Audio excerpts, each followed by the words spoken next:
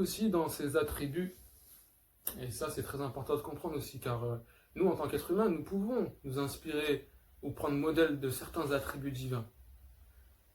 Par exemple, la générosité. Allah c'est Al-Karim. On peut appeler quelqu'un Karim. On peut dire qu'il est généreux. Allah c'est lui Ar-Rahim, le très miséricordieux, et on peut être quelqu'un de Rahim dans la vie. Qui fait miséricorde aux gens. Al-Ghaffar, c'est lui qui pardonne. Et nous, on peut pardonner les gens aussi. Al-Aziz, le fort. Tu peux être quelqu'un de fort aussi. Al-Malik, le roi. Il y a des rois dans ce monde qui s'appellent Al-Malik. Mais tous ces attributs, ils ne sont rien face aux attributs d'Allah. Car c'est le seul à posséder ces attributs-là en réalité. Il est puissant sur toute chose. Il est puissant sur toute chose. Il veut toute chose dans ce monde. Et il sait toute chose dans ce monde. Il n'y a pas une chose dans ce monde qui est en existence dont il n'a pas connaissance. Et dont il ne veut pas, et dont il ne peut pas que la chose se réalise. Il peut toute chose. Innahu ala kulli shay'in qadir. Certes, il est capable de toute chose. Il a la puissance sur toute chose. Innahu ala kulli shay'in qadir. Il veut toute chose. Dans cette parole que le prophète sallallahu alayhi wa sallam a dit à sa fille Fatima Zahra, alayhi salam, Ma sha'Allahu kan, wa ma lam yasha lam yakun. Ce que Allah veut est, et ce que Allah ne veut pas n'est pas. Il y a un verset dans le Coran aussi, Surat At-Takwir. Ba'da a'udhu billahi minash shaitanir rajim. Wa ma tasha'una illa ay yasha Allah, illa ay yasha Allahu rabbul alamin. Et vous ne voudrez que si Allah le veut, le Seigneur de l'univers. Tu ne veux dans cette vie-là que si Allah le veut. Et j'en passe. Il y a plein de choses qui vont dans ce sens. وَلَا يُحِيطُونَ بِشَيْءٍ مِّنْ عِلْمِهِ إِلَّا بِمَا شَاءَ. Il n'y a rien dans ce monde qui n'embrasse de sa science que ce qu'il a voulu donner comme science. Il n'y a rien qu'on acquiert dans ce monde comme savoir, comme connaissance, sans que Allah ait voulu nous donner ce qu'il sait. Il est aussi unique dans les actes. Car tout ce que nous on croit agir, mais on agit en rien.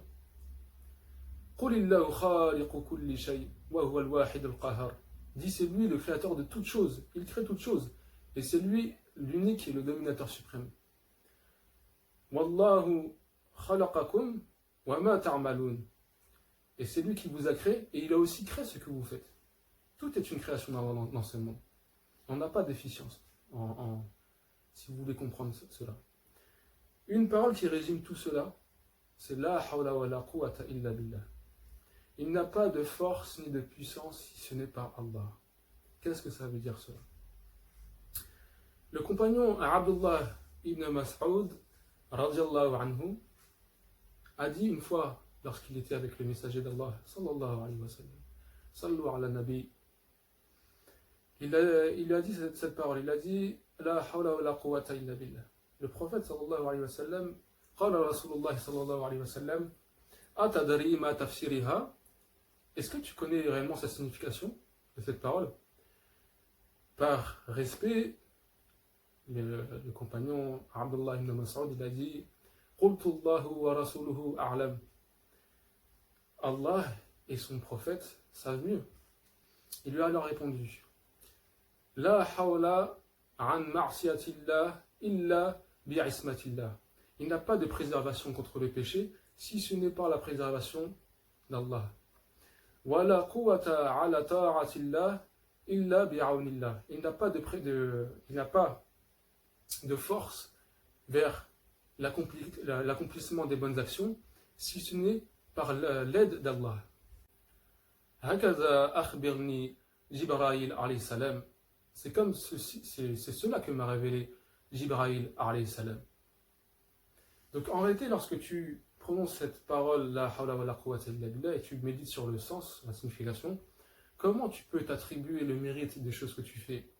Comment tu peux t'insuffler d'orgueil ou d'ostentation? Se dire que c'est grâce à toi que tu as fait ceci ou cela. Si tu as réussi à réaliser quelque chose, c'est uniquement parce que Allah a tourné ton cœur tout d'abord vers la sincérité et vers cette bonne action. Si Allah t'a préservé d'un péché, c'est uniquement parce qu'il t'a généreusement préservé de faire un péché. Donc il faut vraiment méditer sur cette parole, c'est très important.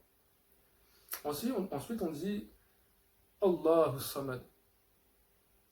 Donc c'est Allah Samad. Celui qu'on convoite pour ce qu'on désire. Celui qui n'a besoin de rien, mais toute la création a besoin de lui. Le refuge suprême.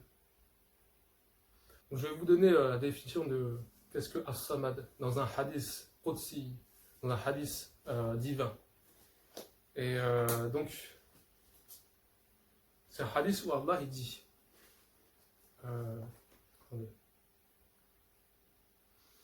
ô mes esclaves, si vous aviez du premier au dernier, hommes et djinns, les créatures invisibles compris, le cœur du plus pervers d'entre vous, cela ne retrancherait rien de mon royaume. Ô mes esclaves, si vous étiez du premier au dernier, hommes et djinns compris, tous réunis au même endroit et que vous me demandiez et que je donnais à chacun ce qu'il veut, cela ne diminuerait rien à ce que je possède, si ce n'est ce que retranche l'aiguille lorsque on la plonge dans la mer. Donc ça c'est As-Samad. Il est le riche par excellence. Il n'a besoin de rien, on a besoin de lui. Et la sagesse qu'il y a dans les jeûnes, lorsqu'on jeûne, c'est qu'on essaye de se parer de certains attributs divins. Donc on essaye justement d'être généreux. Donc cet attribut qui est Al-Karim d'Allah. On essaye de pardonner. Donc Al-Ghafar, celui qui pardonne. Et si on regarde As-Samad, on essaye d'être dans cet état de Samadiyya. Lorsqu'on jeûne, on essaye de se couper de tous les besoins mondains, le fait de manger, de boire, le fait d'avoir des rapports sexuels, tous ces besoins-là, on n'a besoin de rien. Toute la seule chose qu'on a besoin, c'est de Allah subhanahu wa ta'ala. Et les meilleurs exemples en cela, de As-Samadiyya, ce sont les anges. Ils n'ont besoin de rien et ils sont obéissants. Et la seule chose qu'ils ont besoin, c'est d'Allah, l'adoration d'Allah subhanahu wa ta'ala. Et il dit dans le verset suivant, Lam yalid wa lam yulad. Il n'a pas engendré et il n'a pas été engendré. Donc il n'a pas mis d'enfant au monde. Il n'a pas eu besoin que quelqu'un, donc il n'a pas eu besoin de parents pour le mettre au monde. Donc, si on médite sur cela, c'est que celui qui n'a pas eu d'existenciateur, quelqu'un pour le mettre en existence, celui qui n'a pas été rentré en existence, il n'a pas besoin d'un enfant qui hériterait de son royaume, de peur que son royaume se pervertisse. C'est lui qui est le roi par excellence, et il n'a pas de début, il n'a pas de fin. Huwa al-awwalu bila bidaya. C'est lui le premier sans commencement. Wa huwa al-akhiru bila nihaya. Et c'est lui le dernier sans extinction. Donc si on médite sur cela, nous étions rien avant. Tu n'étais même pas une goutte de sperme. Tu n'étais rien. Après, il a fait en sorte que tu puisses te développer dans le ventre de ta mère. De la goutte de sperme, tu es devenu ensuite un embryon, et ensuite tu es maintenant parfaitement constitué. Donc il faut méditer sur cela, c'est que ça doit nous inspirer l'humilité, et se dire que toute chose dans ce monde est vouée à disparaître, et le seul qui n'est pas voué à disparaître, et qui a existé de tout temps, et qui sera de tout temps, c'est Allah. Kullu man alayya fan.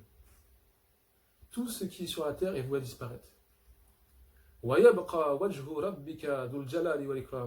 Et seul subsistera la face de ton noble Seigneur. Tout ce qui est sur terre est voué à disparaître. Allah il va tout détruire à la fin. Il va tout détruire.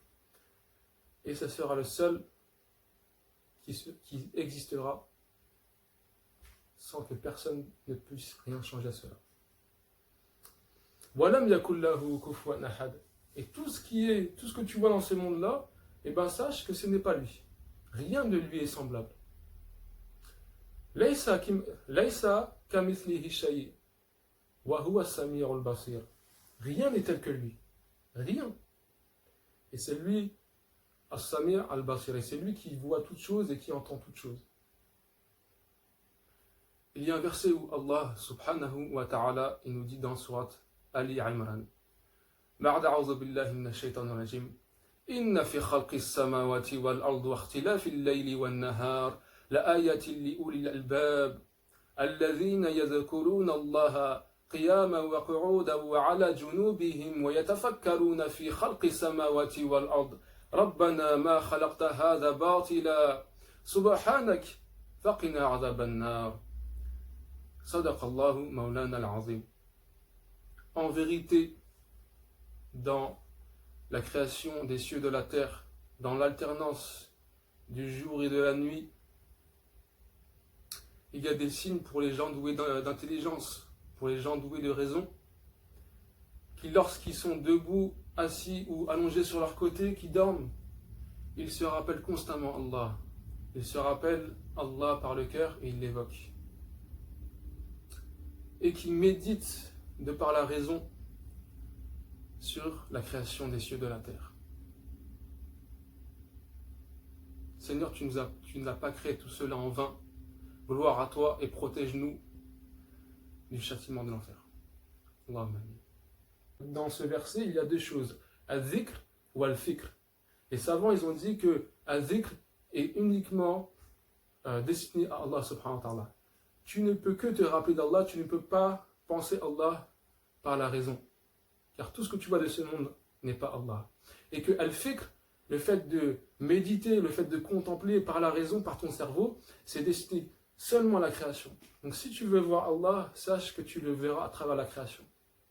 Tu ne verras pas Allah par ses yeux, mais c'est que tu regardes sa création que là tu peux te rappeler d'Allah. Al-zikr. Alladhina yadhkuruna Allah. Donc c'est ce que je voulais vous enseigner. La qualité à la quantité. Cette sourate, c'est la sourate de la qualité par excellence, de la sincérité. Et donc, quiconque médite sur vraiment l'unicité d'Allah ne peut pas tomber dans ce qui s'appelle l'ostentation, ar-riya ou al-ujb, le fait d'être autosatisfait de ce que tu fais. Tout ce que tu acquiers dans ce monde, c'est uniquement par la générosité d'Allah subhanahu wa ta'ala. Et la définition que j'aimerais vous partager justement de Tawhid, donc lorsque tu te rendras compte que c'est le seul qui agit concrètement, qu'est-ce que dit l'auteur de ce livre? Donc, lorsque tu te rendras compte de vraiment de l'unicité d'Allah, il se dévoile pour toi que nul n'agit si ce n'est Allah le Très-Haut, et que chaque chose existence comme créature, comme subsistance, comme don, comme restriction, comme pauvreté, comme richesse, toute chose qui comporte un nom dans ce monde, le seul qui l'innove et qui l'a créé est Allah, puissant et majestueux sur-il. Nul ne lui est associé en cela. Lorsque cela te sera dévoilé, tu ne verras rien d'autre que lui. Et ta peur sera alors suscitée par lui. Ton espoir sera suscité en lui. Et tu placeras ta confiance en lui. Et tu ne t'appuieras que sur lui, car il est le seul qui agit sans qu'autrui ait une part en cela. Et ce qui est autre que lui est assujetti et n'a aucune indépendance, lui permettant de faire bouger une particule du royaume des cieux et de la terre. C'est ça, Tawhid, mes frères et sœurs.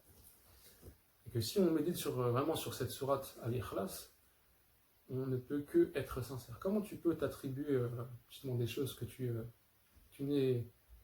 n'as aucun mérite en cela? Le prophète sallallahu alayhi wa sallam, il dit كان الله ولم يكن شيء غيره كان الله ولم يكن شيء غيره.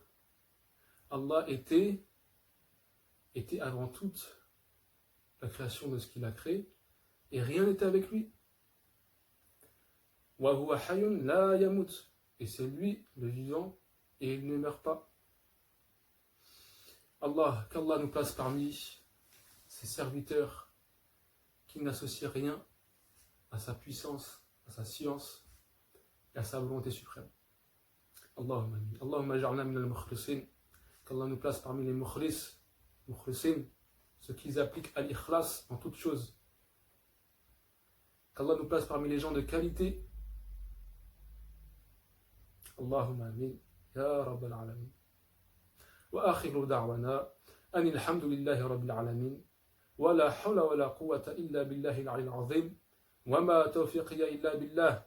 Alayhi tawakkaltu wa ilayhi unib. Walhamdulillah ala ni'mati al-islam. Wa kafa biha ni'ma. Wassalamu alaykum wa rahmatullahi wa barakatuh, mes chers frères et sœurs.